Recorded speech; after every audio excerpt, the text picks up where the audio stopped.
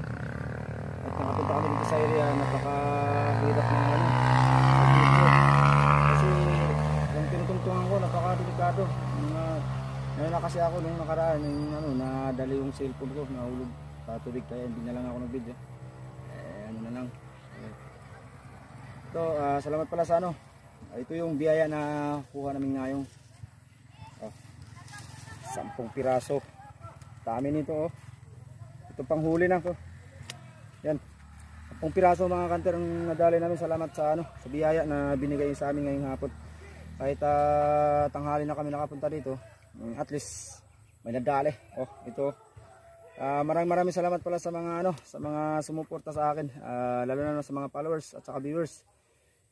Maraming salamat sa inyong suporta sa akin. Sana ipatuloy tayo pagsusuporta sa isa't isa.